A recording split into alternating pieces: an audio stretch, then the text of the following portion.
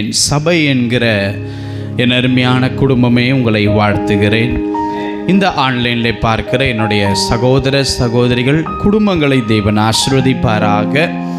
இன்றைக்கு தேவன் நமக்கு கொடுக்கும் மன்னாவை நாம் வாசிப்பதற்கு முன்பதாக கண்களை மூடினவர்களாக, தேவனே என்னோடு கூட நீர் பேசும் அப்பா, உடைய வலது கரத்தை உடைய இருதயத்தில் வைத்து கொண்டவர்களாக, ஆண்டவரே என்னோடு கூட நீர் பேசும், உம்முடைய வார்த்தை என் மத்தியிலே வெளிப்படட்டும் அப்பா, நீர் பேசும் நாங்கள் கேட்கிறோம். இயேசுவின் நாமத்தில் பிதாவே, ஆமென். நாம் வாசிக்க கேட்கலாம். யோபுவின் புஸ்தகம் 42 அதிகாரம் 2 வசனம். 42:2. தேவரீர் சகலத்தையும் செய்ய வல்லவர், நீர் செய்ய நினைத்தது தடைப்படாது என்பதை அறிந்திருக்கிறேன். தேவரீர் சகலத்தையும் செய்ய வல்லவர், நீர் செய்ய நினைத்தது தடைபடாது என்பதை அறிந்தும் இருக்கிறேன். ஹல்லேலூயா. பாருங்க, இன்றைக்கு தேவன் நமக்கு கொடுக்கிற மன்னா எப்படிப்பட்டது என்றால், அவர் சகலத்தையும் செய்ய வல்லமை கொண்ட ஒரு தேவன். ஹல்லேலூயா. அவர் சகலத்தையும் செய்ய வல்லவர். பாருங்க, நீங்கள் வேதாகமத்தை கீழே வைத்துக் கொள்ளலாம். ஏசாயா தீர்க்கதரிசி அவருடைய நாமத்தில் ஒரு நாமத்தை அழகாய் வேதாகமத்திலே குறிப்பிட்டிருக்கிறார். அது என்னவென்றால், அவர் நாமம் வல்லமையுள்ள தேவன் என்று. ஹல்லேலூயா. அவர் நாமம் எப்படிப்பட்ட நாமமா? வல்லமையுள்ள தேவன் என்று ஏசாயா தீர்க்கதரிசி எழுதினார். நீங்களும் நானும் ஆராதிக்கிற அந்த தேவன், அவர் எப்படிப்பட்ட ஒரு தேவன் என்றால், அவர் சர்வ வல்லவர், அவர் சர்வ வல்லமையுள்ள ஒரு தேவன். எனக்கு அன்பானவர்களே, அவர் சகலத்தையும் செய்ய வல்லவர். அவரால் கூடாத காரியம், அவரால் முடியாத ஒரு விஷயம், அவரால் செய்ய முடியாத ஒரு காரியம் என்பது ஒன்றுமே கிடையாது. எனக்கு அன்பானவர்களே, அவர் வல்லவர். எத்தனை பேர் விசுவாசிக்கிறீங்க? ஹல்லேலூயா. பாருங்க, நமக்கு குடும்பங்கள் இருக்கலாம். ஒருவேளை அந்த குடும்பத்தினுடைய பிள்ளைகளை குறித்து நாம் அநேக காரியங்களை தெரிந்து கொள்ளாமலே சில பெற்றோர்கள் வாழ்வார்கள். உதாரணத்திற்கு, அந்த பிள்ளைகளுடைய பிறந்தநாள் தேதி கூட அந்த தகப்பனாருக்கு தெரியாமல் காணப்படும். அப்படியாக அவர்கள் குடும்பத்திலே வாழ்ந்து கொண்டிருப்பார்கள். சில கம்பெனியில் யார் அவர்களுக்கு இந்த சேர்மேன், யார் பிரசிடெண்ட், யார் இந்த ஸ்தாபகர் என்று தெரியாமலே அவர்கள் வேலை செய்து கொண்டிருப்பார்கள். அவங்க ஓனர் யாருன்னே தெரியாமல். இந்த மாதிரியான காரியங்கள் இருக்கிறது. ஆனால் நாம் ஆராதிக்கிற தேவன், அவர் எப்பேற்பட்ட வல்லமை கொண்டவர் என்பதை நாம் முதலாவது நன்கு அறிந்து கொள்ள வேண்டும். எனக்கு அன்பானவர்களே, நம்முடைய தேவன் யார்? நம்முடைய தேவன் எப்படிப்பட்ட ஒரு தேவன்? அவருடைய எண்ணங்கள் எவ்வளமாய் இருக்கும்? அவருடைய சுபாவம், அவருடைய பேச்சு, அவருடைய வல்லமை, இவைகள் எல்லாம் எப்படியாய் இருக்கும் என்பதை நாம் என்ன பண்ண வேண்டும் என்றால், அறிந்த ஆடுகளாக நாம் காணப்பட வேண்டும். அல்லேலூயா. நம்ம அப்பா யார் என்பது முதலாவது நமக்கு அறிந்து கொள்ள வேண்டும். அவர் எப்படிப்பட்டவர்? அவர் எப்படிப்பட்ட ஒரு வல்லமை உடைய ஒரு தேவன்? அவருடைய பராக்கிரமம் என்ன? அவருடைய பலம் என்ன செய்யும்? அவருடைய பலம் நம்முடைய பலவீனத்தில் எவ்வளமாய் கிரியை செய்யும்? அவருடைய பலம் நம்முடைய சத்துருக்களை எவ்வளமாய் சந்திக்கும், பார்க்கும்? நம்முடைய வாழ்க்கையில் எல்லா சீர்கேடுகளையும் அவருடைய வல்லமை எப்படி மாற்றத்தை உண்டு பண்ணும் என்கிற அந்த காரியத்தை தேவ தூதர்கள் அறிந்திருக்கிறார்கள். ஆனால் அவர்களை காட்டிலும் ஒரு பங்கு மேலாக சபை அறிந்து கொள்ள வேண்டும் தேவன் யார் என்பதையும் எப்படிப்பட்டவர் என்பதையும். ஹல்லேலூயா. பாருங்க, அவர் சகலத்தையும் செய்ய வல்லமை உள்ள ஒரு தேவன் என்பதை நம்முடைய மூளை எப்பொழுதும் அறிக்கை செய்து கொண்டே இருக்க வேண்டும். எனக்கு அன்பானவர்களே, அவர் சகலத்தையும் செய்ய வல்லவர். அவர் செய்யணும்னு தம்முடைய பிள்ளைகள் வாழ்க்கையில் நடக்கணும் என்று அவர் திட்டமிட்ட காரியத்தை ஒருத்தராலையும் தடை பண்ண முடியாது என்கிற நம்பிக்கை 100% எப்போ உங்கள் வாழ்க்கையில் அது காணப்படுகிறதோ அப்பொழுதுதான் தேவனுடைய வல்லமை உங்கள் வாழ்க்கையிலே கடந்து வரும். எனக்கு அன்பானவர்களே, தேவன் தம்முடைய வல்லமையை எல்லாருக்கும் காண்பிக்கிறது அல்ல. தேவன் தம்முடைய மகத்துவத்தை எல்லார் வாழ்க்கையிலும் அவர் பிரதிபலிக்கிறது அல்ல. அப்போ யார் வாழ்க்கையில் அந்த வல்லமைகள் செயல்படும்? எப்படிப்பட்ட ஒரு வாழ்க்கையை ஒரு மனுஷன் வாழும் பொழுது அவன் வாழ்க்கையில் அந்த வல்லமை எப்பேற்பட்ட ஒரு மாற்றத்தையும் அது கொண்டு வரும் என்றால் அது எல்லாருக்கும் கிடையாது. எனக்கு அன்பானவர்களே, அப்போ நம்முடைய தகப்பன் அவர் யார் என்பதை நீ முதலாவது தெரிந்து கொள்ள வேண்டும், அறிந்து கொள்ள வேண்டும். எப்பொழுதுமே உங்கள் இருதயத்திலே சொல்ல வேண்டும், அவர் சகலத்தையும் செய்ய வல்லமையுள்ள என்னுடைய தகப்பன் என்று. ஹல்லேலூயா. என் தகப்பனால் செய்ய முடியாதது இந்த உலகத்தில் ஒன்றுமே அல்ல. அவர் என்னெல்லாம் திட்டமிட்டாரோ அதை தடுப்பவனும் ஒருவனும் கிடையாது. அவர் சகலத்தையும் எனக்காக செய்து முடிப்பார். எத்தனை பேர் ஆமேன் சொல்ல விரும்புறீங்க? ஹல்லேலூயா. வானம் அவருக்கு சிங்காசனம், பூமி அவருக்கு பாதபடி. அவர் சூரியனுக்கு கூடாரத்தை ஸ்தாபித்தவர். ஹல்லேலூயா. அவர் உயரத்திலே மேகங்களை ஸ்தாபித்தவர். சமுத்திர ஜலம் தன் கரையை விட்டு மீறாதபடிக்கு அதற்கு எல்லைகளை கட்டளையிட்டவர். அவர் நட்சத்திரங்களின் இலக்கத்தை எண்ணி அவைகளுக்கு பேரிட்டு அழைக்கிறவர். அப்போ நம்முடைய தேவன் எப்பேற்பட்ட வல்லமை கொண்டுள்ள ஒரு தேவன். இவரால் ஒரு மாற்றத்தை உங்கள் வாழ்க்கையில் கொண்டு வர முடியாதா? இவரால் ஒரு சேஞ்ச் ஓவர் உங்கள் லைஃப்பில் பண்ண முடியாதா? அவர் இயற்கைக்கும் அப்பாற்பட்ட ஒரு வல்லமை கொண்டுள்ளவர் என்பதை யார் அதிகமாய் தியானிக்கிறார்களோ, யார் அதிகமாக அவருடைய இயற்கைக்கு அப்பாற்பட்ட பலத்தை ருசி பார்க்கிறார்களோ அவர்கள் வாழ்க்கையிலே ஒரு வல்லமை இன்றைக்கு கிரியை செய்யும். எனக்கு அன்பானவர்களே, நம்முடைய தேவனுக்கு ஒப்பான ஒரு தேவன் இந்த பூமியிலே எங்கேயும் கிடையாது. அவரே பெரியவரும், அவரே மகா பலமுள்ளவரும், அவருடைய அறிவும் அளவில்லாதது என்று வேதம் சொல்லுகிறது. எத்தனை பேர் ஆமேன் சொல்றீங்க? இந்த மழை காலத்தில் இடிகள் இடிக்கும்போது சின்ன பிள்ளைகளாக இருந்தாலும் சரி, அவர்கள் முதியவர்களாக இருந்தாலும் சரி, அந்த சத்தத்தினுடைய அந்த வல்லமை ஒரு நடுக்கத்தை ஏற்படுத்தும். நம்ம எப்பேற்பட்ட வயது நிறைந்தவர்களாய் காணப்பட்டால் கூட அந்த இடியின் சத்தத்தின் வல்லமை நமக்குள்ள ஒரு நடுக்கத்தை அவைகளை ஏற்படுத்தும். எனக்கு அன்பானவர்களே, நான் சொல்லுகிறேன், அவைகளை காட்டிலும் நம் தேவன் சர்வ வல்லமை உள்ளவராய் நம்மளை நடத்தி கொண்டு இருக்கிறார். அதற்கும் மேலான சக்தி நிறைந்த ஒரு சர்வ வல்லவர் உங்களையும் என்னையும் கரத்தை பிடித்திருக்கிறார். எத்தனை பேர் ஆமேன்னு சொல்றீங்க? அந்த அப்பாற்பட்ட அந்த தேவன் உன்னையும் என்னையும் ஏன் நடத்த வேண்டும்? ஏன் சோர்ந்து போகும் பொழுது பலப்படுத்த வேண்டும்? ஏன் நம்மோடு கூட நமக்கு புரிகிற லெவலில் பேச வேண்டும்? காரணம் எல்லாம் ஒன்றே ஒன்று தான் அன்பானவர்களே.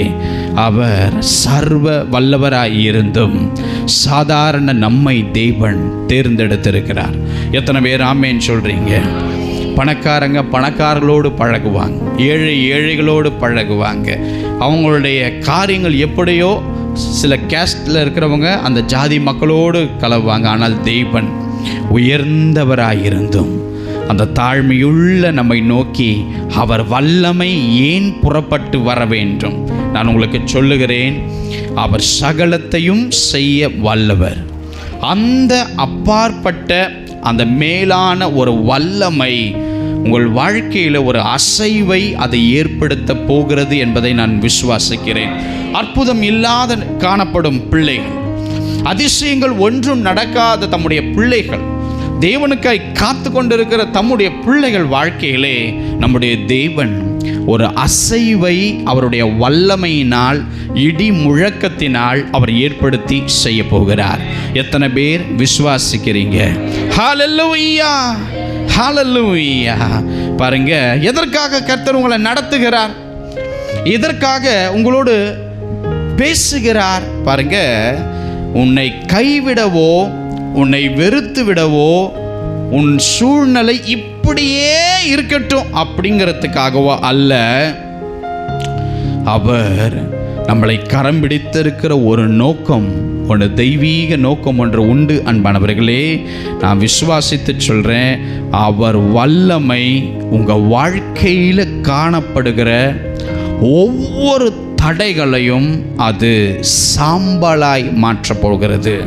உங்கள் வாழ்க்கையில் இருக்கிற எல்லா தடைகளும் தேவனுடைய மகிமை, அந்த வல்லமை அது உடைத்தெறிய போகிறது அல்லங்க, அது எல்லா தடைகளையும் சாம்பலாக்கி போட போகிறது. தேவன் சகலத்தையும் செய்ய வல்லவர். எத்தனை பேர் ஆமென் சொல்ல விரும்புறீங்க? அவர் செய்ய நினைத்தது என் வாழ்க்கையில் தடைப்படாது. எத்தனை பேர் அறிக்கை செய்ய விரும்புறீங்க? கரம் உயர்த்தி சொல்லலாமா? என் தேவன் சகலத்தையும் செய்ய வல்லவர். அவர் செய்ய நினைத்தது என் வாழ்க்கையில் இனி தடைபடாது. ஹல்லேலூயா. நீங்க கேட்கலாம் ஜெபத்திலே, ஆண்டவரே ஒரு விடுவு காலம் எனக்கு வராதா? என் ஜெபத்தை கேட்டு எதையாவது செய்ய உங்களுக்கு மனசு வராதா? எப்பதான் உங்களுடைய மனசு இறங்கும்? எப்பதான் உங்களுக்கு மனசு வரும்? ஏதாவது செய்ய மாட்டீங்களா? என் ஜெபத்தை நீங்க கேட்கிறீங்களா, கேட்கவில்லையா, இல்லை என் ஜெபத்தை நிறுத்தி விடட்டுமா என்று பல கேள்விகளை நம்முடைய இருதயத்தில் நாம் சொல்லி கொண்டு இருக்கலாம். இயேசு கிறிஸ்து உங்கள் ஜெபத்தை கேட்டுக்கொண்டு இருக்கிறார். எனக்கு அன்பானவர்களே, தாமதிக்கிறதுனாலேயோ, காத்திருக்கிறதுனாலேயோ, நடக்காததுனாலேயோ தேவன் கேட்கவில்லை என்பது அர்த்தம் இல்லை. அன்பானவர்களே, தேவன் செய்ய போகிற காரியங்களை இனி உங்கள் வாழ்க்கையில் யாராலையும் தடை பண்ணவே முடியாது. ஒருத்தரும் தடை செய்ய முடியாதபடிக்கு உங்கள் வாழ்க்கை, என் வாழ்க்கை, இந்த வீடியோ பார்த்து கொண்டிருக்கிறவருடைய வாழ்க்கையில் கர்த்தருடைய வல்லமை இறங்க போகிறது.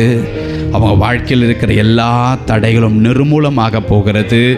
இனி தாமதங்கள் இல்லாதபடிக்கு உடனே உடனே அற்புதங்களையும் அதிசயங்களையும் மாற்றத்தையும் ஒரு விடிவு காலத்தையும் உங்கள் குடும்பம், உங்கள் கண்கள் பார்க்க போகிறது.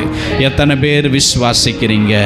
கரமுயர்த்தி சொல்லுங்க, இனி தாமதங்கள் என் வாழ்க்கையில் கிடையவே கிடையாது. ஹல்லேலூயா. என் வாழ்க்கையில் காரியங்கள் சம்பவிக்க போகிறது. எத்தனை பேர் நீங்க சொல்ல விரும்புறீங்க?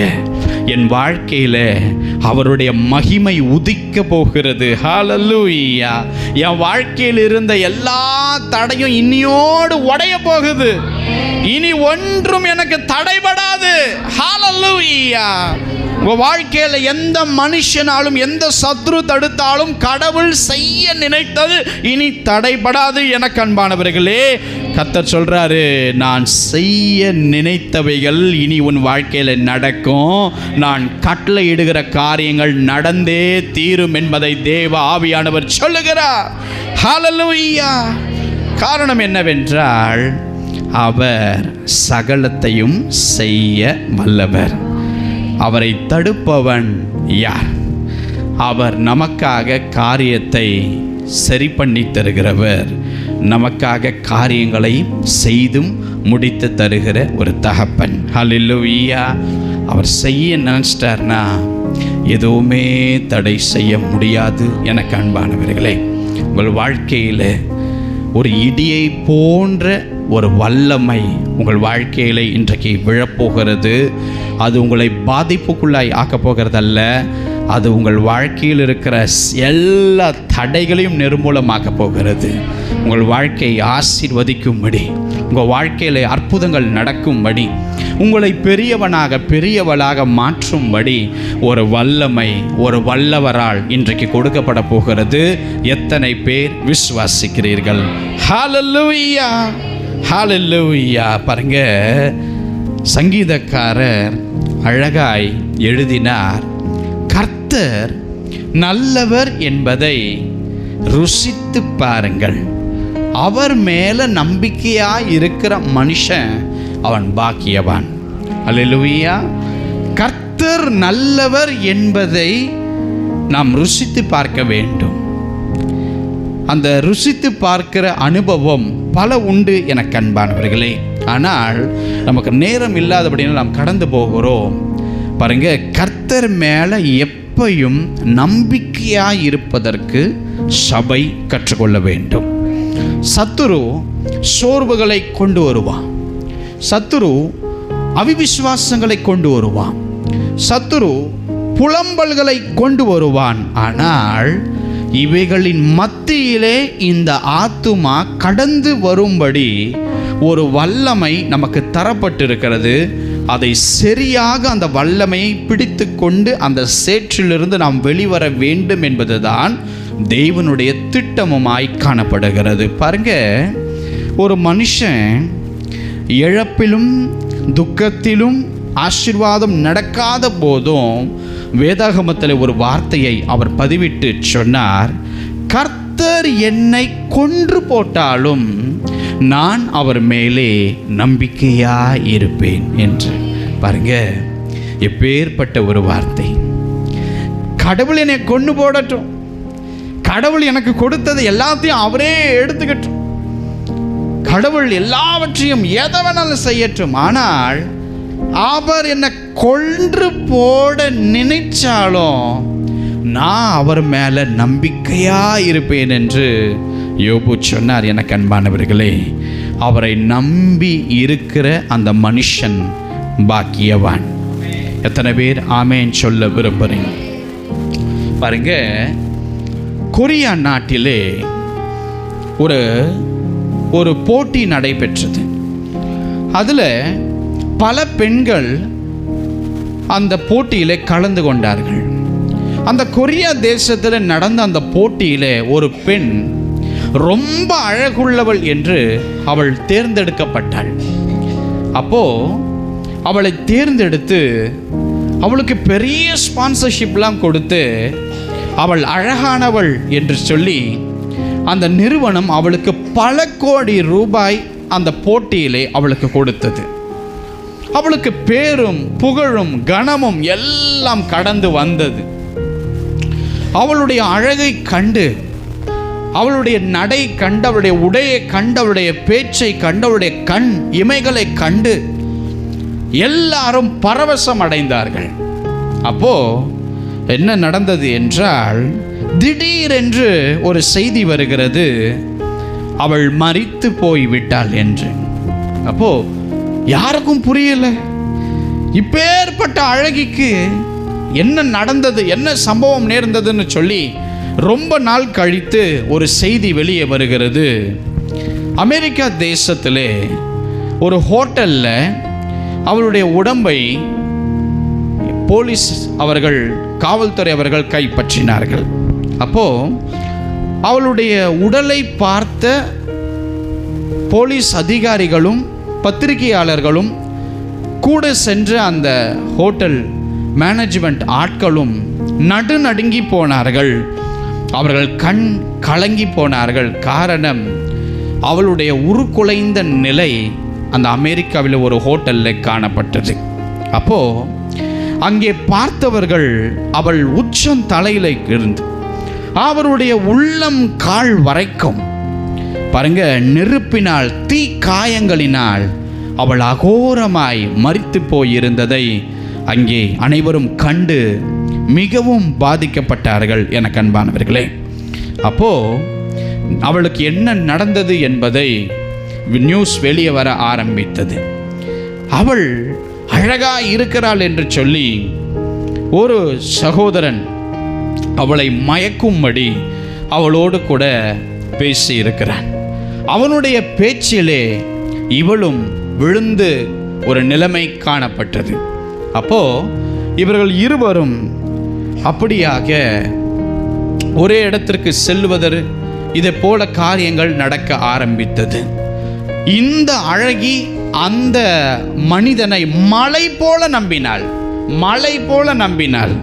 அப்போ ஒரு நாள் அவன் சொன்னான், வா நாம் அமெரிக்கா தேசத்திற்கு போய் நாம் தங்கி சந்தோஷமாய் காணப்பட்டு நாம் திரும்ப வருவோம் என்று சொல்லும் பொழுது அவள் அதை நம்பி அவனோடு கூட அமெரிக்கா தேசத்திலே சென்றான். ஆனால் இவனுடைய இருதயத்தில் இருந்த காரியம் எல்லாம் இவளை யாருக்கும் தெரியாமல் கடத்தி கொண்டு போய் கொடூரமாய் சித்திரவதை செய்து இவளை கொன்று போட வேண்டும் என்று சொல்லி அமெரிக்கா தேசத்திற்கு கூட்டிட்டு போனான்.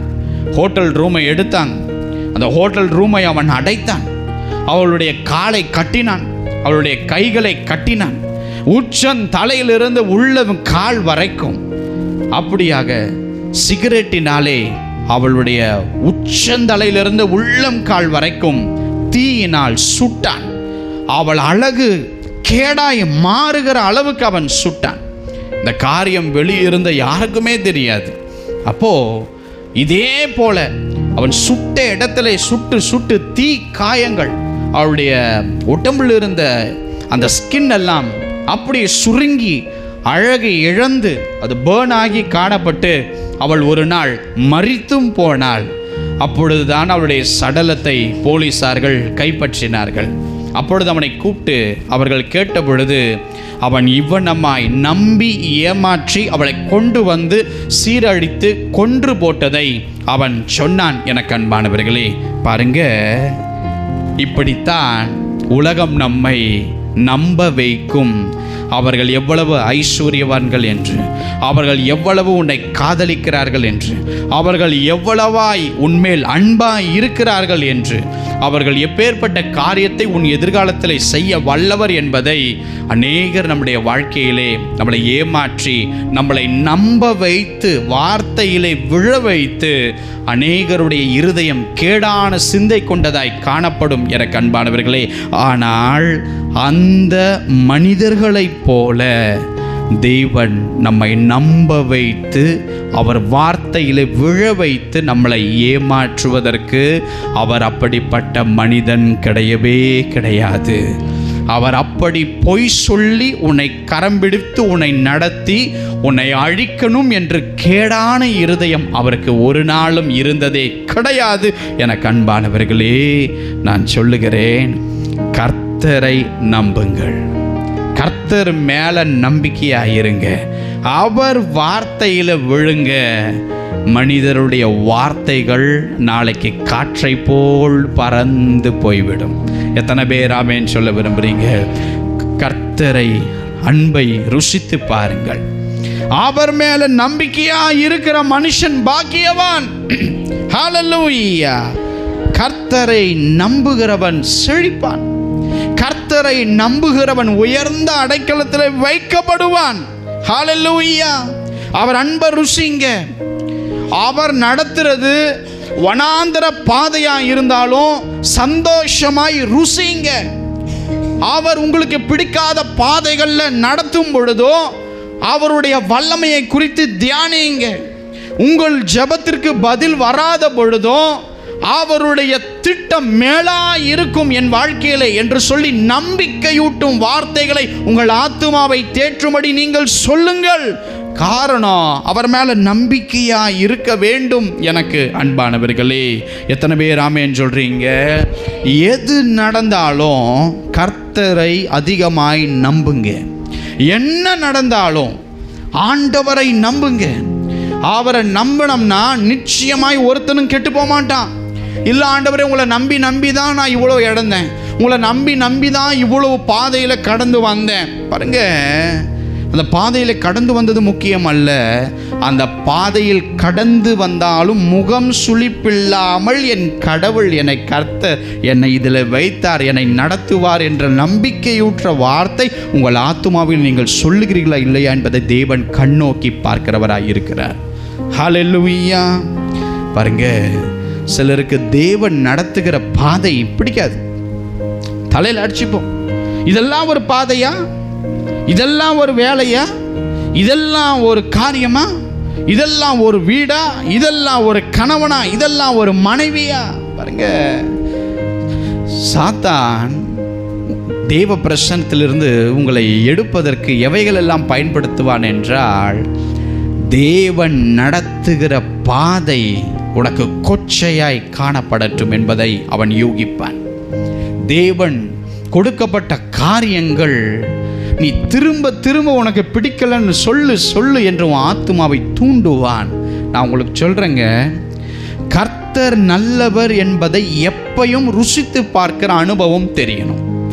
அது அக்கினி சூளையா இருந்தாலும் சரி, சிங்க கெபியா இருந்தாலும் சரி, செங்கடலா இருந்தாலும் சரி, எங்க என்னை நிற்க வைத்தாலும் நீங்களும் சொல்லணும், நானும் சொல்லணும், என் தேவன் நல்லவர், என் வாழ்க்கையில சிறந்த திட்டங்களை தான் வைத்திருக்கிறார், இந்த கேட ஆசீர்வாதமா மாற்ற அவர் வல்லவர், அவர் மாற்றுவார் என்ற நம்பிக்கை நமக்குள் இருக்கும் என்றால், அவருடைய அன்பை ருசிப்போம் என்றால், நிச்சயமாய் அவரை நம்புவோம் என்றால், கர்த்தர் பெரிய காரியங்களை உங்கள் வாழ்க்கையிலே அவர் வல்லமையை கட்டளையிட்டு அவர் வல்லவர் என்பதை நிரூபித்து காட்டுவார். எத்தனை பேர் ஆமென் சொல்ல விரும்புறீங்க? ஹல்லேலூயா! என் தேவன் சகலத்தையும் செய்ய வல்லவர். உங்க இருதயத்தில் சொல்லிக்கொண்டே இருங்க, ஆண்டவர் பெரியவர். தோல்வி வரட்டும், அவமானம் வரட்டும், இழப்பு வரட்டும், நஷ்டம் வரட்டும், சொல்லுங்க அந்த நேரத்தில், என் தேவன் பெரியவர், என் தேவன் பெரியவர். யோபு சொன்னார், ஆண்டவரே நீ சகலத்தையும் செய்ய வல்லவர்ப்பா, நீ செய்ய நினைத்தது ஒருத்தனும் தடை பண்ண முடியாத ஆண்டவரே, தடை பண்ண முடியாத ஆண்டவரே. நான் சொல்றேங்க, வழிபாடு நின்றாலும் தேவன் கொடுக்க வல்லவர் என்பதை நினைங்க.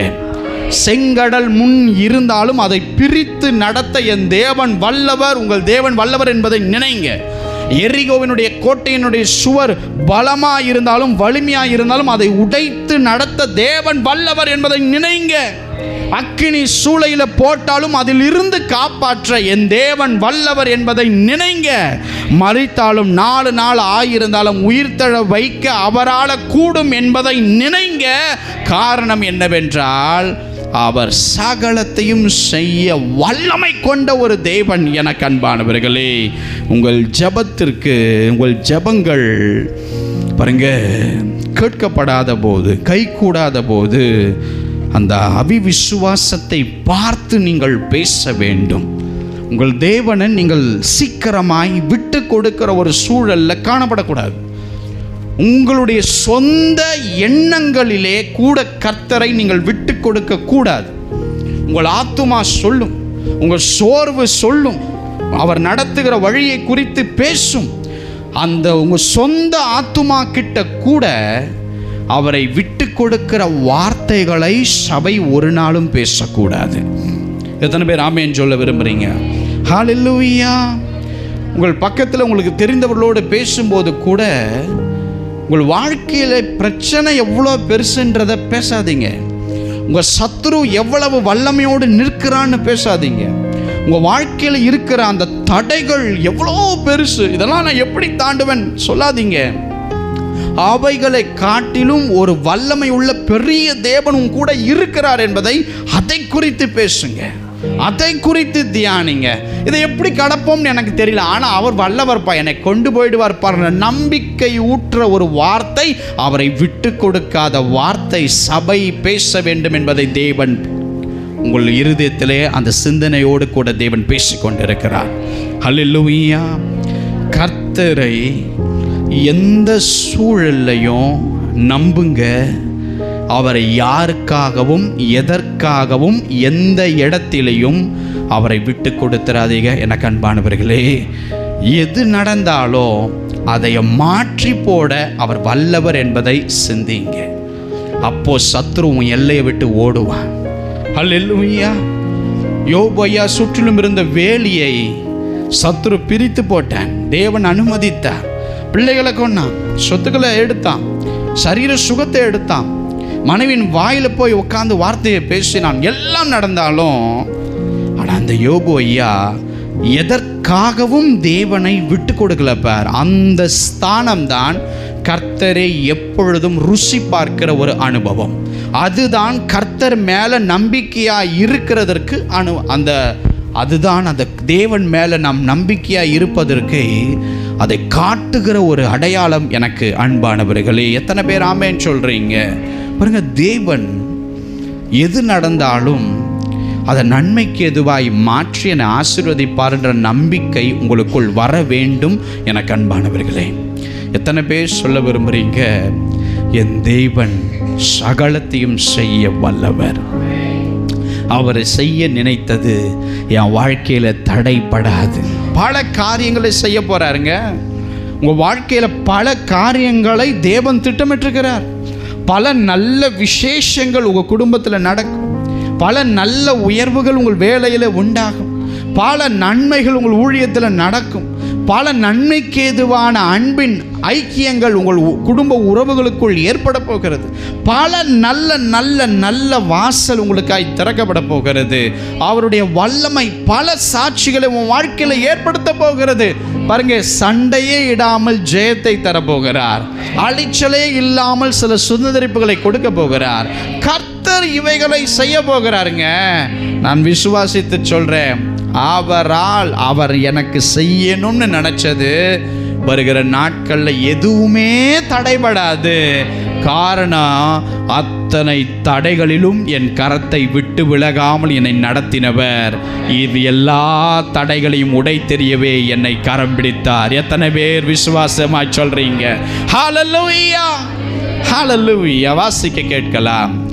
2 நாளாகமத்தின் புஸ்தகம் 20ஆம் அதிகாரம் 6ஆம் வசனம். 2 நாளாகமத்தின் புஸ்தகம் 20ஆம் அதிகாரம் 6ஆம் வசனம்.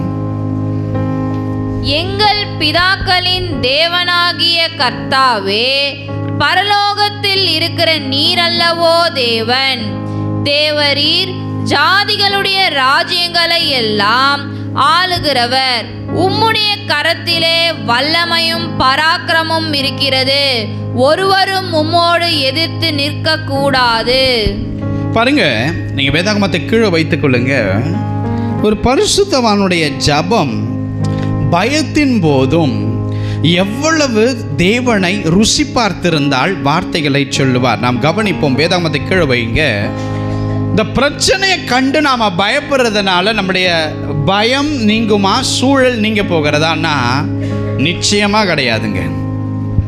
அந்த காரியங்களை குறித்து நாம் திரும்ப திரும்ப யோசிக்கிறதுனால எந்த ஒரு காரியமும் மாறப்போகிறது கிடையாது. எத்தனை பேர் ஆமேன்னு சொல்றீங்க? ஆனால் நம்மளுடைய தேவன் அதை நினைத்தால் மாற்ற முடியும் என்கிற நம்பிக்கை நமக்குள் வர வேண்டும். ஹல்லேலூயா. பாருங்க, என் தேவன் நினைச்சா மாறும் அப்படின்னு சொல்லிட்டு போயிட்டா மட்டும் உன் வாழ்க்கை மாறாது. அதை சொல்லிட்டு அதை கர்த்தருடைய அன்பை ருசி பார்த்து கூடுதலாக அதை ஜபத்திலே வைத்து காணப்படுகிறவர்களுக்குத்தான் தேவன் தம்முடைய வல்லமையை தம்முடைய வாழ்க்கையிலே அனுப்பி பல காரியங்களை செய்வார். எனக்கு அன்பானவர்களே, பாருங்க, யோசபாத் கர்த்தருடைய ஆலயத்திற்கு முன்பாக வருகிறார். அப்போ யூதா ஜனங்களும் எருசலேம் ஜனங்களும் கூடி வருகிறார்கள். அப்போ இவருக்கு மக்கள் கிட்ட எழுந்து பேசக்கூட தைரியம் இல்லாத ஒரு செய்தி அவர் இருதயத்தை குலைத்து போட்டதனால நடுங்கி பயத்தோடு அப்படியே உதறிக்கொண்டு கர்த்தருடைய ஆலயத்திலே அவர் காணப்பட்டார். என்னவென்றால், மோவாப் புத்திரர்களும் அம்மோன் புத்திரர்களும் சம்பந்தமே இல்லாமல் இந்த யோசபாத்தினுடைய கதையை முடிக்கும்படி, தேசத்தை குலைக்கும்படி எழும்பினார்கள். அப்போ ஏராளமான ஜனம் உன்னைய போட்டு தள்ள சீரியாவிலிருந்து வருகிறார்கள் என்று யோசபாத்தினுடைய காதுக்கு சொல்லும் பொழுது யோசபாத்திற்கு பயம் தாங்கவில்லை. ஐயையோ, எண்ணெய போட்டு தள்ள இவ்வளவு கடற்கரை மணலை போல கூட்டம் வருதே என்று சொல்லி அவர் பயந்தார். நடுங்கினார். நடுக்கத்தில் உபவாசம் போட்டார். உபவாசத்தை போட்டு கர்த்தருடைய ஆலயத்தில் ஜெபித்து கர்த்தரை அந்த நேரத்திலே தேடினார். எனக்கு அன்பானவர்களே, இது எல்லாருமே பண்ணுவாங்க. அல்லேலூயா. பிரச்சனையின் பொழுது நடுக்கத்தோடு உபவாசம் போட்டு சபைக்குள்ள ஓடி வருகிற காரியம் யாராக இருந்தாலும் செய்வார்கள். ஆனால் யோசபாத்துக்கு ஒரு சிறந்ததை என்ன செய்தார் என்றால், அவர் நடுங்கினார், பயந்தார், சபைக்கு வந்தார். அவர் சொன்ன வார்த்தை கர்த்தர் இருதயத்தை அப்பட்டமாய் தொட்டது. என்ன சொன்னார் என்றால், ஆண்டவரே, நீர் அல்லவோ தேவன், நீர்தான எல்லாவற்றையும் ஆளுகிற தேவன். உம்முடைய கரத்திலே வல்லமையும் பராக்கிரமும் உள்ளது. ஒருவரும் உம்மோடு எதிர்த்து நிற்க கூடாது ஆண்டவரே என்று சொல்லுகிறார். அன்பானவர்களே, அங்கே பார்த்தீங்கன்னா அவர் சொல்றாரு, உங்க கரத்துல வல்லமையும் பராக்கிரமமும் உள்ளது. அப்படின்னா உம்மால செய்யக்கூடாத அதிசயமான காரியம் ஒன்றும் கிடையாது ஆண்டவரே. உங்க கையில் இருக்கிற வல்லமை எப்பேற்பட்ட வல்லமை, ஒருத்தன் கூட அதற்கு எதிர்த்து நிற்க முடியாது. நீர் வல்லவர், சகலத்தையும் செய்ய என்பதை நான் அறிந்திருக்கிறேன் ஆண்டவரேன்னு சொல்லி யோசபாத் ஜெபம் பண்றார். இப்போ பாருங்க, தேவனுடைய வல்லமையை அவர் தியானிக்க ஆரம்பித்தார், பயத்திலும் நடுக்கத்திலும் போது. இதெல்லாம் ஒரு விஷயமே கிடையாது ஆண்டவரே, நீங்க எல்லாத்தையும் செய்ய வல்லவர் என்பதை இருதயத்திலிருந்து ஆழமாய் யோசபாத் தேவனுக்கு தெரியப்படுத்தினார். அப்போ நடந்தது என்ன தெரியுமா? அந்த பெரும் யுத்தத்தை தேவன் தாமதிக்காமல் உடனே கையில் எடுத்துக்கொண்டார்.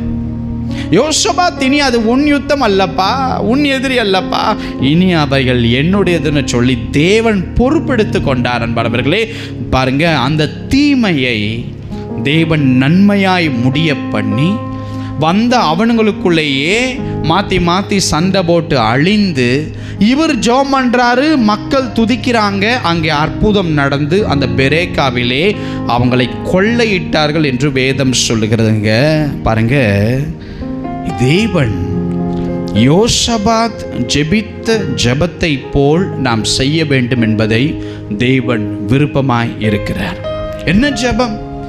பல நேரம் நாம் அப்படியே கூனி குறுகி ஏதோ நடக்காதது நடந்தது போல, அவ்வளவுதான் எல்லாம் முடிஞ்சது போல நாம் அப்படியே நொறுங்கி போய் காணப்பட்டு உக்காந்து எல்லாம் முடிஞ்சதுன்னு சொல்லி சாம்பலை போட்டு கொண்டு காணப்படுகிறோம். கர்த்தருக்கு உன்னுடைய நடக்கைகள் பிடிக்கவில்லை, தயவு செய்து மாற்றிக்கொள். பாருங்க, பிரச்சனையை பார்த்து குழப்பத்தை பார்த்து சோர்ந்து போய் காணப்பட்டால் உனக்கு தோல்வியும் கனவீனமும் நிச்சயமாய் வரும் என்பதை கர்த்தர் சொல்லுகிறார். ஆனால் அதுவே பிரச்சனையின் போதும் குழப்பத்தின் போதும் சோர்ந்து போய் நிற்கிற சூழலின் போதும் நாம் இருதயத்தை பலப்படுத்தி கொண்டு சொல்லணும், என்னை நடத்துகிற ஒரு பெரிய தேவன் என்னோடு ஒருவர் உண்டு, அவர் இந்த காரியத்தை பார்த்து கொள்ள வல்லவராய் இருக்கிறார், அவர் சர்வ வல்லவர். எனவே என் பிரச்சனைகளையும் என் தோல்விகளையும் நான் நடந்து கொண்டிருக்கிற இந்த கேடான பாதைகளையும் சத்துருக்களையும் எல்லாத்திலையும் காட்டிலும் அவர் வல்லமையுள்ள ஒரு தேவன் என்று சொல்லி நீங்கள் நினைத்து ஜெபிப்பீர்கள் என்றால் அவர் வல்லமை தாமதிக்காது, அவை உடனே கடந்து வந்து கிரியை செய்யும். ஹல்லேலூயா. அவர் வல்லவர் என்பதை உடைஞ்சி போகும்போது ரியலைஸ் பண்ணு. சாத்தான் கெட்ட செய்தியை கொண்டு வரும் பொழுது இந்த ரியலைஸ் பண்ணு. உடனே கண்ணீர் விட்டு பயந்து நடுங்கி அழுது அப்படியே இருக்கையில படுத்து கொண்டு சாவை விரும்பினால் நிச்சயமாய் அப்படிப்பட்ட தோல்வி, சாவை, கனவீனத்தையும் சாத்தான் கொண்டு வருவான். யோசபாத்து பயந்தாரு, நடுங்கினாரு. ஆனாலும் அவர் உபவாசம் போட்டு சபைக்குள்ள வந்து, என்ன ஆண்டவரை உம்மை நம்பினதற்கு என்னை இவ்வளோ பெரிய எதிரியை கிளப்பி விட்டுட்டீங்க பார்த்தீங்களா, என்னை குத்திட்டீங்க பார்த்தீங்களா, என் முதுகை குத்திட்டீங்க பார்த்தீங்களா, இதுக்காகவா என்னை வச்சிங்க பார்த்தீங்களா, எதையும் சொல்லலைங்க.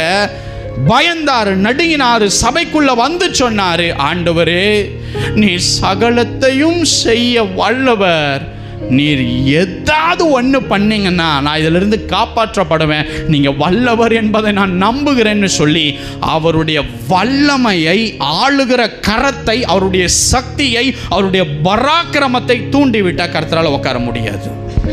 அல்லேலூயா. அதுதாங்க ஆண்டவருடைய அன்பை ருசி பார்த்தவனுக்கு இந்த விஷயங்கள் எல்லாம் அவர்கள் செய்வாங்க. ஜெபிக்கிறது முக்கியம் இல்லை, ஜெபத்தில் நடக்கிற சூழலை சொல்றது முக்கியம் இல்லை. ஆண்டவர் இதில் வல்லமையுடைய தேவன், அவர் வல்லவர், அவர் எதையும் செய்ய வல்லவர், அவர் பெரிய தேவன், அவரால் முடியும் இந்த காரியத்தில்னு சொல்லி வாயிலிருந்து அறிக்கை செய்தோம் என்றால் அவருடைய வல்லமை புறப்படும். எனக்கு அன்பானவர்களே, அதனால தான் வேதம் சொல்லுகிறது, என் நெருக்கத்திலே நான் கர்த்தரை நோக்கி கூப்பிட்டேன். ஆமென். என் நெருக்கத்தில் என் கர்த்தருடைய வல்லமையை குறித்து நான் தியானிப்பேன், அவர் எனக்கு செவி கொடுப்பார். அதைத்தான் ஆண்டவர் யோசபாத்தினுடைய ஜெபத்திற்கு உடனே செவி கொடுத்தார். எனக்கு அன்பானவர்களே, பாருங்க, நீங்க சொல்லணும், ஆண்டவரே உங்க வல்லமை என் வாழ்க்கையில் நடந்து கொண்டிருக்கிறதை பார்த்து கொள்ளட்டும், உங்க வல்லமை என் வாழ்க்கையில் இதில் செயல்படட்டும். ஆண்டவரே, தேவனுடைய வல்லமை உங்களை ஆசீர்வதிக்குங்க, தடைகளை உடைக்குங்க, சத்துருக்களையும் நொறுக்கும் போடுங்க. எத்தனை பேர் ஆமேன்னு சொல்ல விரும்புறீங்க? ஹல்லேலூயா. பாருங்க, கர்த்தர் என்ன எதிர்பார்க்கிறார் தெரியுமா? இடைவிடாம ஜெபம் பண்ணுங்க, ஸ்தோத்திரத்தோட கூட விழித்திருந்து ஜெபம் பண்ணுங்கன்னு கர்த்தர் சொல்றார். பாருங்க, தேவ மனுஷன் சாது சுந்தர் சிங் ஐயா ஒரு ஊழியத்திற்கு போயிட்டு இரவு வீட்டுக்கு வந்தார். அவர் தங்கி இருந்த இடத்திலே ராம் முழுதும் கர்த்தரோடு கூட முழங்கால் படியிட்டு தன் இருதயத்தில் இருக்கிறதெல்லாம் சொல்லிக்கொண்டே இருந்தார். அப்போ அந்த கிராமத்தில் ஒரு திருடன் ஒருத்தன் இருந்தான். அவர் முழங்கால் படியிட்டு பேசிக்கொண்டே இருக்கும் பொழுது அந்த திருடன் வீட்டுக்குள்ள வந்துட்டான். அந்த திருடன் நுழைஞ்சிட்டான். இது ஐயா பார்க்கல. இவன் ஏதாவது திருடிட்டு போகலான்னு பார்த்துட்டு உட்காந்துருக்கிறான். நைட்டு யாரோடவோ இவர் தனியாக உக்காந்து ஜெபம் பண்ணிக்கிட்டு பேசிக்கிட்டு இருக்கிறார். இந்த திருடனுக்கு ஒன்றும் புரியலை. என்ன இது, யார்கிட்ட தனியாக பேசிக்கிட்டு இருக்கிறாப்புல இந்த ஆளு, யாரு? சரி கொஞ்ச நேரம் பார்ப்போம் அப்படின்னும் பொழுது அவன் அங்கேயே படுத்து தூங்கிட்டான். திரும்ப எந்திரிச்சு பார்க்கறான், பல மணி நேரங்கள் அவன் தூங்கி இருக்கிறான். எந்திரிச்சு பார்த்தா அந்த தேவ மனுஷன் அதே இடத்துல முழங்கால் படிட்டு எதையோ ஒன்று பேசிக்கிட்டு இருக்கிறார். அப்போ இந்த திருடனுக்கு ஒன்றும் புரியல. அந்த தேவ மனுஷர் ஜபத்தை முடித்தார். கண் திறந்து பார்த்தார், இந்த திருடன் பக்கத்தில் உக்காந்துட்டு இருந்தான். அந்த திருடன் சொன்னா, நீங்க யார்கிட்ட இரவெல்லாம் பேசிக்கிட்டு இருந்தீங்க? நீங்க யார்கிட்ட இரவெல்லாம் பேசிக்கிட்டு இருந்தீங்க அப்படின்னும் போது அந்த தெய்வ மனுஷர் தேவனை குறித்து சொல்ல ஆரம்பித்தார். அப்போ அந்த திருடன் சொன்னான், நான் எத்தனை பேரை கொன்று இருக்கேன்னுட்டு எனக்கே கணக்கு தெரியாது. நான் எத்தனை பேர் வீட்டில் திருடி இருக்கிறேன், கொன்னு இருக்கிறேன், அடிச்சிருக்கிறேன், நொறுக்கி இருக்கிறேன், கோபப்பட்டிருக்கிறேன்னு சொல்லி எனக்கே தெரியாது. நீங்க பேசுகிறதை போல நானும் அந்த தேவனோடு கூட பேச முடியும் என்றால் பேச முடியுமா அப்படின்னு கேட்டுட்டு, பேச முடியும்னா என்னை விட்டு இந்த கொலைகார அந்த வெறியின் சுபாவம் என்னை விட்டு போகும்படி நான் அவரிடத்தில் கேட்பேன் என்று சொல்லி அந்த திருடன் அந்த தெய்வ மனுஷர்கிட்ட சொன்னான். உடனே இந்த தெய்வ மனுஷர், நீ முழங்கால் படியிடுன்னு சொல்லி உன் வாயினாலே அறிக்கை செய், மரித்து உயிர்த்தெழுந்த இயேசு கிறிஸ்துவினாலே உன்னுடைய சுபாவத்தை மாற்ற முடியும் அப்படின்னு சொல்லி சொல்லும் பொழுது அவன் நாவினாலே அன்றைக்கு அறிக்கை செய்தான். அன்பானவர்களே, அந்த இரவு அந்த திருடனுடைய வாழ்க்கை மாறியது. அந்த திருடன் கர்த்தருக்குள் காணப்பட்டான். காலையில் விடிந்தது. அங்கே அவன் பொதுவாக டைமில் வெளியே வரமாட்டான். காரணம், அவன் திருடன். அவனை கையும் களவுமாய் பிடிப்பதற்கு நிறைய பேர் காத்திருந்தாங்க. முக்கியமாய் அவனை கல்லெறிந்து அடித்து அவனை காயப்படுத்த நிறைய பேர் ஏற்கனவே காத்திருந்தாங்க. அப்போது காலையில் விடிந்து இந்த தேவ மனுஷர் வெளியே போகும் பொழுது, நானும் உங்களோடவே வரேன் அப்படின்னு சொல்லி சாது சுந்தர் சிங் அவரோடு கூட இந்த திருடனும் கிளம்பினான். வெளியே வந்தா ஒவ்வொருத்தரும் கல்லை எடுத்துக்கிட்டாங்க. இவன் திருடனாச்சே, இவன் கொலைகாரனாச்சே, இவனை அடிக்கணுமேன்னு சொல்லி கடுமையான வார்த்தைகளை பேசினாங்க. அடிப்பதற்கு கல்லை எடுத்து கொண்டாங்க, அடிக்கவும் துவங்கினாங்க. அவன் கடந்து வந்து அந்த தேவ மனுஷர் கேட்டார், என்னப்பா இப்படி உன்னை போட்டு அடிக்கிறாங்க, இப்படி உன்னை போட்டு திட்டுறாங்க, நீ ஒன்றும் பேசாமல் அமைதியாக வரியே அப்படின்னும் போது அந்த திருடன் சொன்னான், அதுதான் ஐயா எனக்கும் ஒன்றும் புரியலை.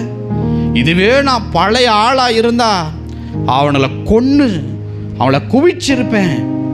எனக்குள்ள அந்த எரிச்சல், சுபாவம், கொலைவெறி எல்லாம் மாறி போய் காணப்படுதுன்னு சொல்லி அந்த திருடனை வியந்தான் தன்னை பற்றி. இதற்கு காரணம் என்ன தெரியுமா? அந்த தெய்வ மனுஷன் அந்த விழித்திருந்து ஜெபிக்கிற அந்த அனுபவம் எனக்கு அன்பானவர்களே, அதுதான் ரட்சிக்கப்படாதவனை ரட்சிப்புக்குள் கொண்டு வரும். அப்படிப்பட்ட ஜெபம்தான் ஒரு கடுமையான சுபாவம் கொண்டுள்ளவனை மாற்றும். அப்படிப்பட்ட ஒரு ஜெபம்தான் பாவத்தில் கட்டப்பட்டிருக்கிற ஆத்துமாக்களை தொடும். எனக்கு அன்பானவர்களே, தேவன் என்ன விரும்புகிறார் உங்களிடத்தில் என்றால், இடைவிடாமல் ஜெபம் பண்ணுங்க. ஸ்தோத்திரத்தோடு கூட தேவனை ஜெபத்திலே நீங்கள் விழித்திருந்து தேடுங்க. ஜெபத்தின் வல்லமையினால் மட்டும்தான் ஒரு அசைவு உங்க வாழ்க்கையில கொண்டு வர வைக்க முடியும். எத்தனை பேர் ஆமென் சொல்றீங்க?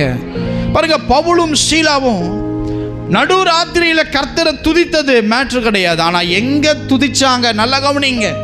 சிறைச்சாலையில இருந்தாங்க, கால்கள் கட்டப்பட்டு இருந்தது, தொழு மரத்திலே மாட்டி வைக்கப்பட்டிருந்தனர். எல்லாம் நடந்தாலும் அவங்க, ஆண்டவரே நீங்க தரிசனம் கொடுத்ததுனால தானே நான் இங்க வந்தேன், எனவே எனக்கு இந்த செருப்படி கொடுக்கவா நீங்க என்ன அனுப்பினீங்க, எனக்கு இந்த தண்டனையை கொடுக்கவா என்ன நீங்க அனுப்பினீங்க சொல்லவில்லை. பவுலும் சீலாவும் என்ன தெரியுமா பண்ணாங்க? அதற்கு மாறாக துதிக்க ஆரம்பிச்சாங்க. நடுராத்திரியிலேயே ஜெபிக்க ஆரம்பிச்சாங்க. நடுராத்திரியிலேயே ஒருமனப்பட்டாங்க. விளைவு என்ன தெரியுமா? சிறைச்சாலையினுடைய அந்த கதவினுடைய அஸ்திபாரம் அசைகிறது. எத்தனை பேர் ஆமென் சொல்றீங்க? ஹல்லேலூயா. ஐயோ கடவுள், இது நம்ம இருந்தா என்ன திரும்ப பண்ணியிருப்போம்? இந்த கடவுளை நம்பினதுக்கு சிறைச்சாலையில கொண்டு வந்து அடைச்சிட்டாரு. இந்த கடவுள் சொன்னதுனால தானே நான் இங்க வந்தேன், இந்த கர்த்தர் சொன்னதுனால தானே நான் இங்க வந்து இப்போ அவனுங்க என் ட்ரெஸ்ஸை உருவி அடிச்சு ஒரு மாட்டை போல என்னை இந்த மாதிரி காயப்படுத்தி காணப்படுறாங்க, தண்டனை கொடுக்குறாங்க, காலையில் எங்கே போக போகிறான்னு தெரியும். இந்த கடவுள் ஏன் இப்படி பண்ணாரு அப்படி நீங்களும் நானும் பேசியிருப்போம். ஆனால் அவர்கள் அதெல்லாம் பேசலை. அந்த இடத்திலே அந்த இரவிலே அவர்கள் விழித்திருந்து துதித்து ஜெபம் பண்ணாங்க. கர்த்தருடைய வல்லமை செயல்படாமல் இருக்க அவரால் முடியலை. அந்த அஸ்திபாரம் அசைந்தது. எனக்கு அன்பானவர்களே, அன்ற ராத்திரி அந்த முரடன்கள் ரட்சிக்கப்பட்டான். அந்த ராத்திரி அந்த கரடு முரடான சுபாவம் கொண்ட மனிதர்கள் ரட்சிக்கப்பட்டாங்க. பாருங்க, தேவன் சகலத்தையும் செய்ய வல்லவர் என்பதை கர்த்தர் உன்னை எங்க சொல்ல வைப்பார் தெரியுமா? சிறைச்சாலைக்குள், வனாந்தரத்திற்குள், பாழும் கிணற்றுக்குள் கர்த்தர் சொல்ல வைப்பார். அங்கே ருசித்து பார்க்கிறவனுக்கு தேவ வல்லமை இறங்கும். எனக்கு அன்பானவர்களே, அது பாருங்க, ஜபத்தின் வல்லமை தான் சிறைச்சாலையுடைய அஸ்திபாரங்களை அசைக்கும். உங்கள் ஜபம் சிலருக்கு பல அசைவுகளை, இங்கே இருக்கிற சிலரின் ஜபங்களுக்கு கர்த்தர் ஒரு பெரிய அசைவை கொண்டு வர விரும்புகிறார். எத்தனை பேர் ஆமேன் சொல்ல விரும்புகிறீங்க? நீதிமான் செய்யும் ஊக்கமான ஜபம் மிகவும் பலனுள்ளதாக இருக்கிறது என்று வேதம் சொல்லுகிறது. நீதிமானுக்கு வரும் துன்பங்கள் அநேகமாய் இருந்தாலும் கர்த்தர் அவனை அதினின்று விடுவித்து ரட்சிப்பார் என்றும் வேதம் சொல்லுகிறது. அப்போ அவர் வல்லமை, நான் சொல்றேங்க, பெரிய பெரிய காரியங்களை அவருடைய வல்லமை உங்கள் வாழ்க்கையில் செய்ய போகிறது. எத்தனை பேர் விசுவாசிக்கிறீங்க? சிறைக்குள் உக்காந்திருக்கிற உங்களுக்காக அவர் வல்லமை புறப்பட்டு வரப்போகிறது. உங்களை மீட்கும்படி, உங்களுடைய அடைக்கப்பட்ட கதவை திறக்கும்படி, உங்கள் தடைகளை நிர்மூலமாக்கும்படி, உங்கள் தலைகுனிவை மாற்றும்படி, சிறைக்குள் கனவீனப்பட்டு இருக்கிற உங்களுடைய வாழ்க்கை அவர் வல்லமையினால் ஒரே இரவிலே மகிமையாய் வெளியே கொண்டு வரப்போகிறார். மகிமையான அந்த இரவிலே சாட்சி ஏற்படுத்தப்பட்டது போல உங்கள் வாழ்க்கையில் அவருடைய வல்லமை சாட்சிகளை ஏற்படுத்த போகிறது. உங்களுடைய சீக்கிரம் இந்த கட்டுண்ட அனுபவங்கள் எல்லாம் மாறப்போகிறது. கர்த்தர் உங்களை ஆசீர்வதிக்க போகிறார். இடைவிடாமல் ஜெபம் பண்ணி ஸ்தோத்திரத்துடன் அவரை நெருங்கி ஜீவிக்கிற விழித்திருக்கிற அனுபவத்துக்குள்ள வாங்க. கர்த்தர் உங்களுக்காக செய்ய போகிற காரியங்களை இனி ஒருத்தனாலும் தடை செய்ய முடியாது. எத்தனை பேர் ஆமென் சொல்றீங்க? ஹல்லேலூயா! அவருடைய அற்புதங்கள் உங்கள் வாழ்க்கையில் செயல்பட துவங்க போகுதுங்க. அவருடைய வல்லமை உன்னை பெரியவளாய் மாற்ற கிரியை செய்ய போகிறது. எத்தனை பேர் விசுவாசிக்கிறீங்க? கடைசியாக வாசிக்கலாம் தானியேலின் புஸ்தகம் 6ஆம் அதிகாரம் 20ஆம் வசனம். ராஜா கெபியின் கிட்ட வந்தபோது துயர சத்தமாய் தானியேலை கூப்பிட்டு, தானியேலே, ஜீவனுள்ள தேவனுடைய தாசனே, நீ இடைவிடாமல் ஆராதிக்கிற உன் தேவன் உன்னை சிங்கங்களுக்கு தப்புவிக்க வல்லவராய் இருந்தாரா என்று தானியேலை கேட்டார். தானியேலை கொண்டு வந்து போட சொல்லும்படி கட்டளையிட்டதும் தரியு ராஜா தான். இப்ப தரியு ராஜா தான் கேட்கிறாரு, நீ இடைவிடாமல் ஆராதிக்கிற உன் தேவன் உன்னை தப்புவிக்க வல்லவராய் இருக்கிறாரா? நல்லா கவனிங்க. தானியேலை கொண்டு போய் கெபியில போட்டார். இவர் ரிட்டன் அரண்மனைக்கு உள்ள வந்தார். முழுதும் சாப்பிடலை, போஜனம் பண்ணலை. கீத வாத்தியங்களை தனக்கு முன்னாடி கொண்டு வர விடாமல், தூங்காமல், எப்போ விடியும் அந்த கெபிக்கு போய் பார்க்கலாம். அருமையான தாசன் தானியேலுக்கு என்ன நடந்தது? அவங்க பாருங்க, என்ன நடந்திருக்கும், என்னெல்லாம் நடந்திருக்கும், நான் காலையில் போய் பார்க்கணுமேன்னு சொல்லி இந்த தரியு ராஜா தூங்காமல் சாப்பிடாமல் விழித்திருந்து காணப்பட்டார், எப்போ விடியும் என்று. காரணம், ஒரு கூட்ட மக்கள் தானியேலுக்கு விரோதமாக எழும்பலை, ஒரு தேசம் எழும்புகிறது. பல மனிதர்கள், கவர்மெண்ட் போஸ்டிங்கில் இருக்கிற ஒவ்வொரு மனுஷனும் அந்த மனுஷனுக்கு விரோதமாக எழும்பினார். ராஜாவினுடைய கட்டளையும் பிறப்பிக்கப்பட்டது. அப்போது யாரும் எதையும் செய்ய முடியாத ஒரு நிலை பாருங்க. இந்த அனுபவத்திலே தானியேல் எப்படி செயல்பட்டார் என்ற அந்த காட்சியை தேவன் எனக்கு காண்பித்தார். அது ரொம்ப நாம் நினைக்கிறபடி அல்ல, சற்று வித்தியாசமாகவே அந்த தரிசனங்கள் காணப்பட்டது எனக்கு அன்பானவர்களே. இப்போது காலம் விடிந்தது, எழுந்தார். சிங்க கெபிக்கு இந்த தரியு ராஜா ஓடி போனார். அவர், வேதம் சொல்லுகிறது, துயர சத்தமாய் தானியேலை கூப்பிட்டார். காரணம், நான் ராஜா, ஏன் கட்டளையை இங்கே எப்படி மீற முடியும்?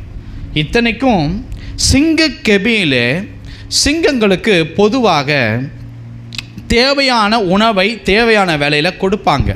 ஆனால் சிங்க கெபியில் மனுஷனை போடுறதுக்கு முன்னாடி நாளில் இருந்து அந்த சிங்கங்களுக்கு இரையை கொடுக்காமல் ரொம்ப பசியாக இருக்கட்டும் அப்படின்னு சொல்லி அந்த நாட்களிலே விடுவார்கள். காரணம், ரொம்ப பசியாக விட்டோம்னா போடுற அந்த பாடியை உடனே அது கிழித்து சாப்பிட்டு மிச்சம் வைக்காமல் சாப்பிட்ரும். அந்த தண்டனையுடைய ஒரு அடையாளமாக சாப்பாடு போடாமல் அந்த சிங்கங்களுக்கு இறைய போடாமல் விட்டுருவாங்க. இப்போ அந்த மாதிரி தான் போட்டாங்க. அதனால் இவருக்கு நம்பிக்கை இல்லை. ஏன், நானே கட்டளை போட்டேன், நானே பண்ணிட்டேன், இனி எதுவுமே முடியாது. பட் இந்த தானியேல் எப்போ பார்த்தாலும் இயற்கைக்கு அப்பாற்பட்ட தேவன் வல்லமையே தியானிக்கிறானே, இந்த தானியேல் தியானிக்கிற இந்த தேவன் ஒருவேளை காப்பாற்றி இருப்பாரோ என்று சொல்லி காலையில் ஓடி காணப்பட்டார். வேதம் சொல்லுகிறது, துயர சத்தமாய் தானியேலை நோக்கி கூப்பிட்டார். தானியேலே, ஜீவனுள்ள தேவனுடைய தாசனே, நீ இடைவிடாமல் ஆராதிக்கிற உன்னுடைய தேவன் உன்னை சிங்கங்களுக்கு தப்புவிக்க வல்லவராய் இருந்தாரா? அவருக்கு வல்லமை உண்டா? உன்னை இதிலிருந்து காப்பாற்ற அவருக்கு வல்லமை இருக்கிறதா என்று சொல்லி இந்த தரியு ராஜா கேட்டான். எனக்கு அன்பானவர்களே, நான் சொல்கிறேன், தானியேல் ஐயாவுக்கு தெரியும் அவர் சகலத்தையும் செய்ய வல்லவர் என்று. இதில் ஜெபம் பண்ணா இப்படி நடந்தால் சிங்கக்கெபியில் போடப்படுவாங்கன்ற செய்தி தானியேல் ஐயாவுக்கு நல்லா தெரியும். அப்போ தான் அதிகமாக கர்த்தரை நெருங்கினார் அவர். அல்லேலூயா. நான் ஜெபித்தா, முறையிட்டா, தேவனோடு நெருங்கினால் இந்த தண்டனை எனக்கு வரும் என்று அவருக்கு தெரிந்தும் அவர் ஏன் ஜெபத்தில் காணப்பட்டார்? ஏன் சிங்கக்கெபியில் போட்டாலும் பரவாயில்லன்னு காணப்பட்டார் என்றால், அவருக்கு தெரியும், என் தேசத்திலிருந்து நான் சிறையாக்கி கொண்டு வரப்பட்டேன் இந்த பாபிலோனுக்கு.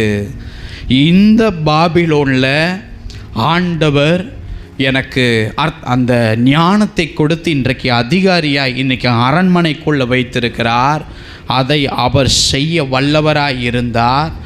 இப்போ இங்கு இருக்கிற என்னை கொன்று போடுவதற்கும் சிங்கத்துக்கு இரையாவதற்கும் என்னை கர்த்தர் கரம் பிடிச்சு அழைக்கலை. என்னை குறித்து ஒரு பெரிய திட்டத்தை வல்லமையுள்ள தேவன் போட்டிருக்கிறார். அது நிறைவேறி முடிந்தால்தான் என் வாழ்க்கை முடிவுக்கு வரும். அவர் வல்லவர். அவர் வல்லமையை நான் கெபிக்குள் பார்க்க போகிறேன். எப்படிப்பட்ட வல்லமை செயல்பட போகிறது என்பதை தானியேல் அறிந்து கெபிக்குள் விழுந்தார். எனக்கு அன்பானவர்களே, ஹல்லேலூயா, ஹல்லேலூயா. தேவன் தம்முடைய தூதனை அனுப்பினார், வாயை கட்டினார், காப்பாற்றினார் என்று நாம் வேதாகமத்திலே வாசிக்கிறோம். ஆனால் கர்த்தர் எனக்கு அந்த காட்சியை காண்பித்தார். அதாவது அந்த தேவ மனுஷன் விழுந்த பொழுது உள்ளே எப்படி காணப்பட்டது என்று தேவன் அந்த பிரதியட்ச தரிசனத்தை காட்டும் பொழுது சில காட்சிகளை நான் அங்கே பார்த்து அதிர்ந்தேன். அது என்னவென்றால், அந்த சிங்கங்கள் பார்த்திங்கன்னா ஒன்றா இல்லை, அந்த இடத்துல ஒவ்வொரு திசையை நோக்கியும் அந்த சிங்கங்கள் காணப்படுது. அந்த சிங்கங்கள் 3-4 சிங்கங்கள் பசியோடு எப்போ ஏதாவது போடப்படுவார்கள் என்று உலாவி புலம்பிக் கொண்டிருக்கிறது. அப்போது ஏற்கனவே போடப்பட்ட சில மனிதர்களுடைய அந்த கடித்து நொறுக்கப்பட்ட சதைகள் எல்லாத்தையும் அவை உண்டிருந்தாலும் புதுசாக அதற்கு இறைச்சி கிடைக்காததுனால அந்த பழைய மரித்து போன சில மீந்து போன எலும்புகள் இருக்கு பாருங்க, அதை உட்கார்ந்து நக்கி கடித்து கொண்டிருக்கும் காட்சியை கர்த்தர் எனக்கு காண்பித்தார். அப்போது நான் அதை பார்க்கும் பொழுது தான் பார்த்தேன், வியந்தேன் ஒரு காரியம். அந்த பழைய எலும்புகளை ஏதாவது அது கடிச்சு நொறுக்கி காணப்பட்ட பொழுது அதனுடைய மூச்சு சுவாசம் ஒருத்தருடைய அந்த பாதத்தின் அருகே விழுந்து கொண்டே இருந்து அந்த மண் அப்படியே நகர்ந்து கொண்டே இருக்கிறதை கர்த்தர் காண்பித்தார். பார்த்தால் அது பக்கத்திலே அந்த தெய்வ மனுஷன் உட்கார்ந்து ஜெபம் பண்ணி கொண்டு இருக்கிறார். அங்கே தேவதூதனெல்லாம் காட்டவில்லை, அவரை சுற்றிலும் ஒரு வல்லமை பிரகாசித்து கொண்டிருந்ததை நான் பார்த்தேன். அன்பானவர்களே, அந்த சிங்கங்களுக்கு ஏதாவது கிடைக்குமான்னு பழைய எலும்பையை கடிச்சு உக்காந்துட்டு நக்கிக்கிட்டு உக்காந்துருக்கிற பக்கத்திலேயே இருந்த தானியேல் ஐயாவுக்கு அது ஒரு சேதத்தையும் கொடுக்கவில்லை. காரணம், தானியேல் ஐயாவுக்கு தெரியும் அவர் எப்பேற்பட்ட வல்லவர் என்பதை. அந்த வல்லமை என் வாழ்க்கையின் சாட்சி மூலம் கர்த்தர் காட்டுவதற்கு தேவன் என்னை அனுமதித்திருக்கிறார். காலையிலே என்னை எழுப்பும் பொழுது இதுவரைக்கும் கெபியிலிருந்து உயிரோடு தூக்கப்பட்டவன் ஒருவனும் இல்லை என்பது கர்த்தர் காட்டுவதற்காகத்தான் என்னை கொண்டு வந்தார் என்று அவர் வல்லமை விளங்கப் போகிறது என்று அதிகமாய் தேவனுடைய வல்லமை அதை விசுவாசித்து அவர் எது செஞ்சாலும் நன்மைக்காக செய்வார்னு அப்பட்டமாக நம்பினார். காலையிலே விடிந்தது. தரியு ராஜா அந்த கெபியிலிருந்து அவரை தூக்கி விடும்படி சொன்னார். எனக்கு அன்பானவர்களே, நான் உங்களுக்கு சொல்கிறேன், வேதம் சொல்லுகிறது, ராஜா மிகவும் சந்தோஷப்பட்டு கெபியிலிருந்து இந்த தானியேலை தூக்கினார். உங்கள் ஜெபம் அது வீணாய் போகாது என்பதை நீங்கள் நினைவில் வைத்துக் கொள்ளுங்கள். உங்கள் ஜெபத்திற்கு விரோதமாக எவ்வளவு அம்புகள் எழும்பினாலும் அவருடைய வல்லமை அவைகளை முறியடிக்கும் என்பதை நீங்கள் புரிந்து கொள்ளுங்கள். ஏன் இவ்வளவு பெரிய செங்கடல் தடை, ஏன் இவ்வளவு பெரிய கெபிக்குள்ளே கொண்டு வந்தார், ஏன் இந்த யோர்தானை கடக்கும்படி என்னை வச்சிருக்கிறார், ஏன் இந்த வாசலை என்னை கொண்டு போகிறாரு, ஏன் இந்த சூளையில் என்னை கொண்டு போக போகிறாரு என்பதை அவர்கள் கேட்கவே இல்லை. ஒரு பரிசுத்தவான் கூட. காரணம் என்னவென்றால் அவருடைய அன்பை அவர்கள் ருசித்தபடியினால் எது நடந்தாலும் அதிலே அவர் வல்லமை என் மூலம் செயல்பட்டு என்னை சாட்சியாக நிறுத்துறதுக்கு தான் என்னை கர்த்தர் நடத்தி கொண்டு இருக்கிறார். அவர் எதை எப்ப கொடுத்தாலும் கரெக்டாக செய்வார் என்கிற நம்பிக்கை அந்த வல்லமையின் மேல பரிசுத்தவான்களுக்கு இருந்தது. எனக்கு அன்பானவர்களே, எத்தனை பேர் ஆமேன் சொல்றீங்க? ஹல்லேலூயா! எத்தனை பேர் ஆமேன் சொல்றீங்க? அவருடைய வல்லமை உங்களுடைய சிறைச்சாலையினுடைய அஸ்திபாரங்களையும் அசைக்கும். அவருடைய வல்லமை கெபிக்குள் இருக்கிற உங்களை சேதமில்லாமல் தூக்கவும் வைக்கப் போகிறது. காரணம் என்னவென்றால் அவர் சர்வ வல்லமையுள்ள தேவன். நாம் அப்படியே எழுந்து